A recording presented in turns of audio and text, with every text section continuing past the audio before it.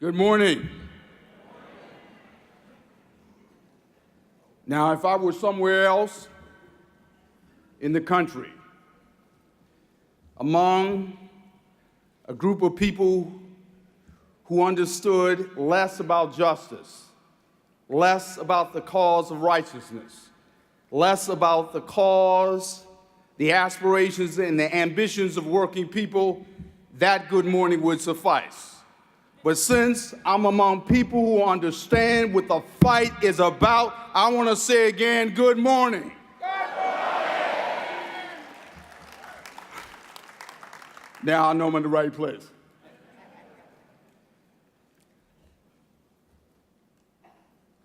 I was raised in a little town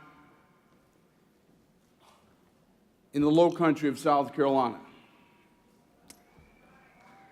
by a very southern grandmother by the name of Miss Rosalie Prelo.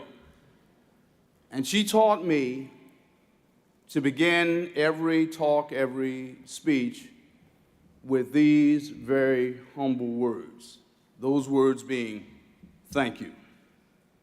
Thank you for giving me the opportunity to stand with my brothers and sisters at a point in our nation's history where the cause of justice is so clear. I want to extend a word of appreciation to your president, Mark Diamondstein, to our treasurer, Liz Powell, to all the national officers and the executive board, and most importantly, the rank and file of the Postal Service of the United States. To you, I say thank you.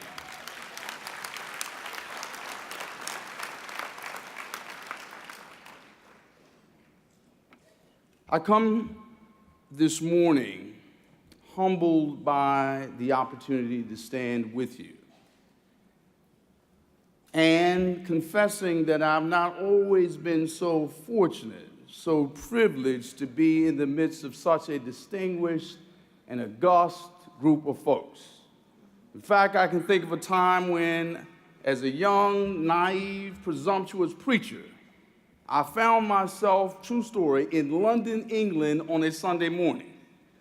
I found myself as a young, innocent, naive, presumptuous preacher standing outside of this beautiful Gothic cathedral with spires soaring up toward the heavens, beautiful stained glass windows reflecting the multicolored, multi-hued, iridescent beauty of God.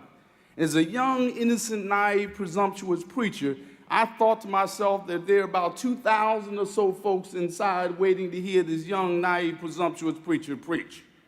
But I made my way into the church, and I immediately noticed the obvious: the pastor and exactly two members. True story. One member I'll call Miss Jones, and the other member I'll call Miss Smith.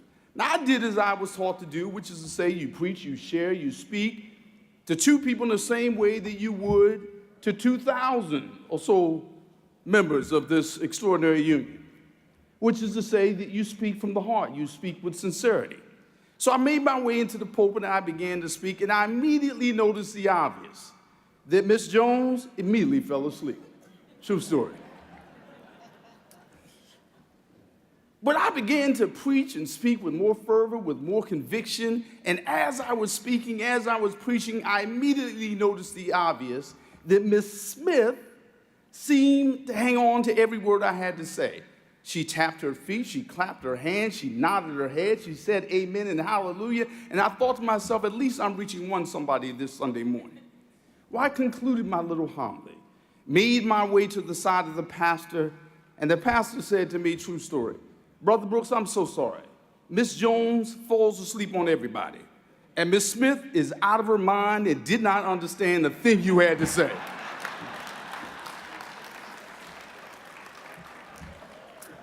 So you can see, Mark, why I'm so delighted to be in the midst of this extraordinary crowd, so wide awake and presumably in your right minds.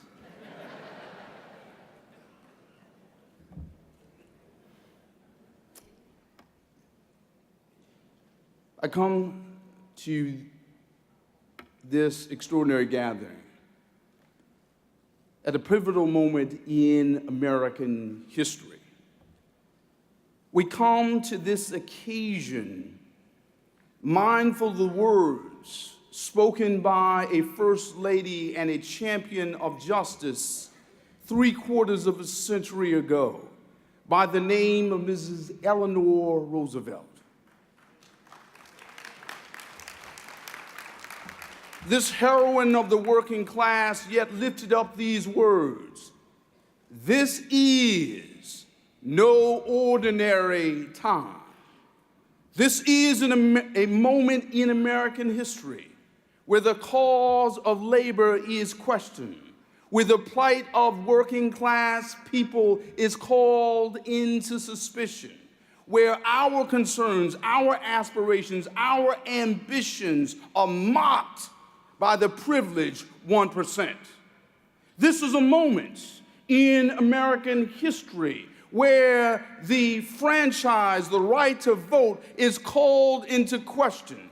This is a moment in American history when our children and our grandchildren in the streets lifting up the concern and the battle cry, Black Lives Matter, understanding full well that when they say Black Lives Matter, they understand that Black Lives Matter is the moral premise to the ethical conclusion that all lives matter. Unless the first is true, the second can never be true.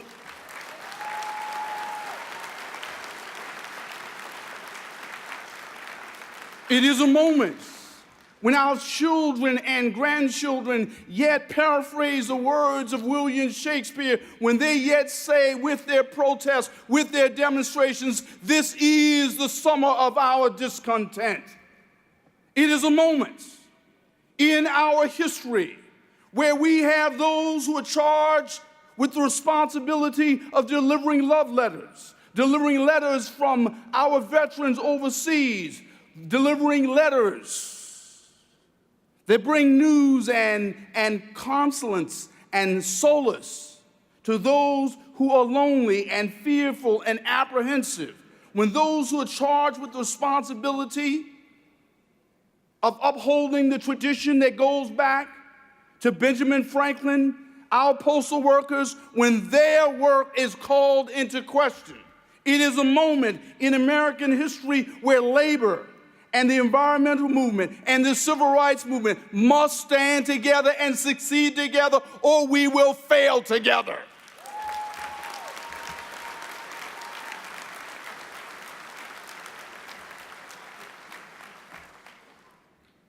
This is a moment in history where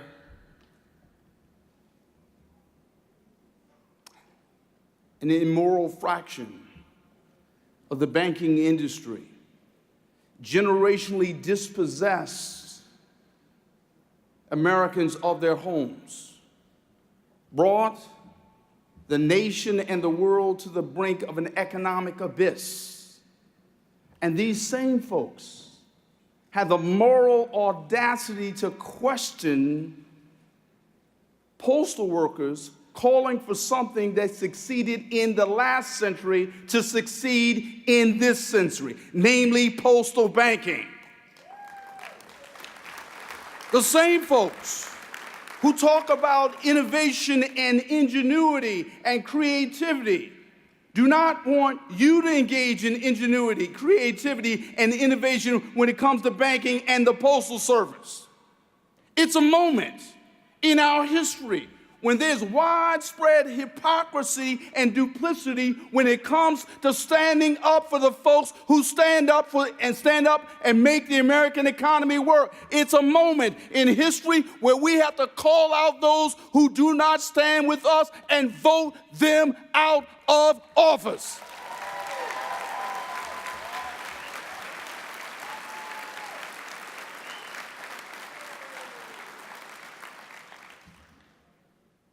We can make no mistake. The NAACP stands with you. We stand with you at the ballot box.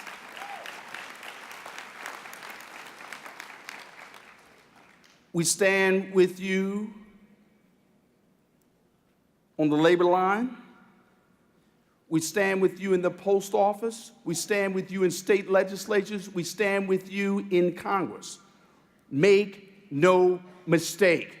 The NAACP is your ally. The NAACP is your partner. And the NAACP is a friend that you call when you need a friend in need and a friend indeed. Make no mistake.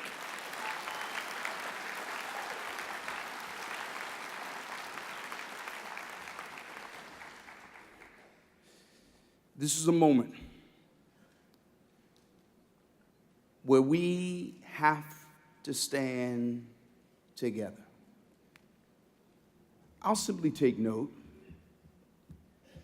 that when the NAACP purposed within its heart to walk from Selma, Alabama to Washington, D.C., a geographic span of 1,002 miles, the breadth of our determination. When we got to Washington, we met American postal workers. When we walked across 5 states, 3 red states, 2 purple states, and 1 blue district of Columbia, we walked past post offices and postal workers. For Democracy Awakening, we stood with you and you stood with us. We stand together.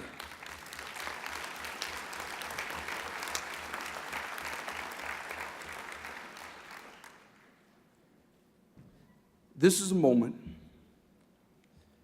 that's a particularly trying hour in the country.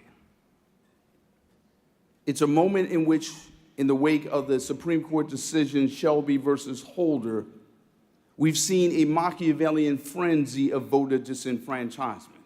All across the country, we've seen state legislature after state legislature endeavor to take away the vote, to take away our power to protect our wallets, our pocketbooks, our precepts, our principles, our values, all across the country.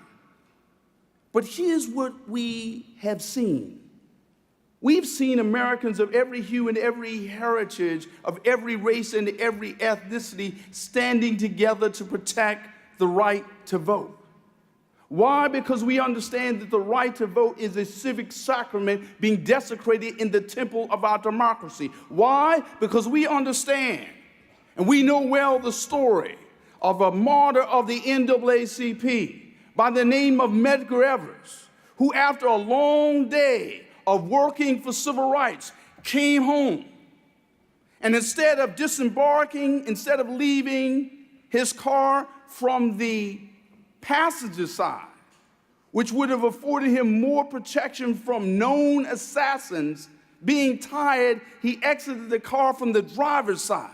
When he got out of his car, an assassin fired bullets into his body, bullets into his being, but bullets that did not take away his legacy. As Medgar Evers lay dying, his dying words were these: sit me up and turn me loose. Sit me up and turn me loose. If Medgar Evers can say on his deathbed, sit me up and turn me loose, why can't we stand up and fight for the right to vote?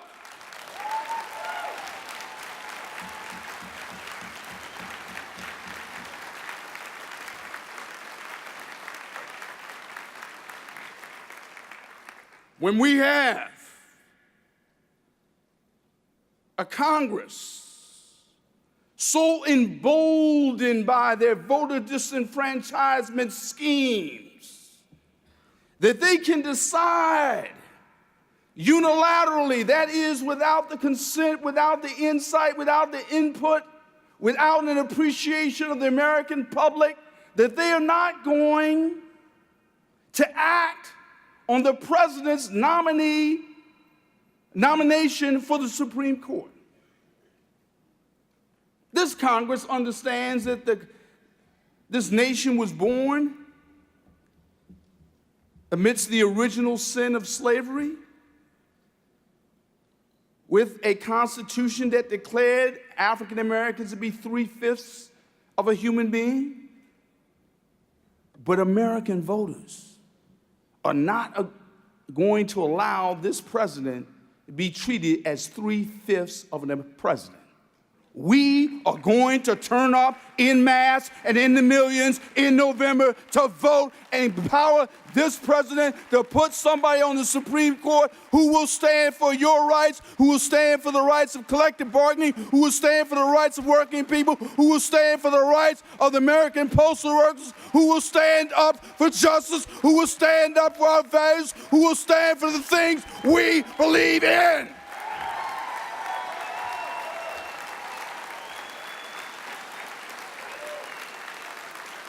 We didn't elect 3/5 of the president, and we refuse to be treated as 3/5 of a citizenry. We understand that when it comes to the right to vote shines like a North Star in the firmament of our freedoms and the constellation of our civil rights. The right to vote shines like a North Star. We will not allow that light to dim. We will not allow that light to darken. We will not allow that light to go out. We will stand and fight, and if need be, die for the right to vote.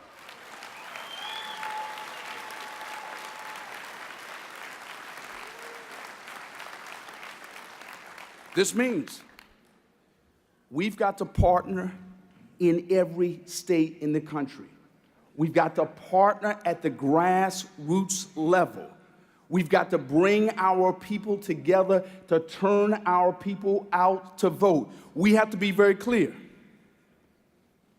No one should be overconfident about who's going to occupy the Oval Office. No one should read the polls, watch the popularity contest being conducted on cable news, and conclude that your vote doesn't count, our unions don't count, our civil rights organizations don't count. We need every union, we need every civil rights organization, we need every vote, we need every family to stand up and turn your people out to vote.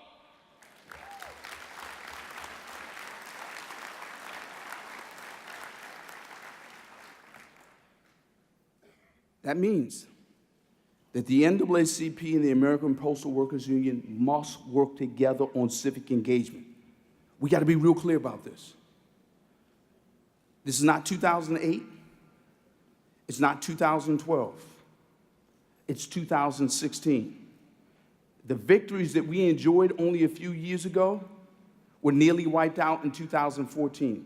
We went from stratospherically high voter turnout in 2012 to abysmally low voter turnout in 2014. Our very lives depend on how well we turn out the vote in 2016. Now, let me tell you why I think this is critically important. I'll leave you with this story. Last summer, we walked from Selma, Alabama to Washington, D.C. We started out in 103-degree heat, 114-degree heat index, pavement at 109 degrees. We walked for 43 days. And as we were walking, we were inspired by a man whose chosen name was Middle Passage. This was a 68-year-old veteran who rode a bus from Colorado for 40 hours. He arrived in Selma, slept at the foot of the Edmund Pettus Bridge, and then made up his mind to carry the American flag every step of the way from Selma to D.C. 920 miles into the journey, we came to Spotsylvania, Virginia. There was a rainstorm. Middle Passage kept the American flag wrapped up. But when the clouds parted, when the rain stopped, when the sun came out, he unfurled the flag. And at 920 miles into America's journey for justice, he collapsed to the pavement. My hardest day at the NAACP was telling a group of school children that middle didn't make it. The hardest question that I've ever been asked at the NAACP was posed by a group of school children who asked me this question: if a man was willing to die for the right to vote, why can't we vote and fight for the right to vote? The American Postal Workers Union is our ally in fighting for the right to vote. We will turn out en masse and in the millions, and we will elect the next President of the United States. We will turn around the Supreme Court. We will take over the House and the Senate. We will make labor rights the right, the cause, the agenda of this country. We will not give up. We will not give in. We will succeed.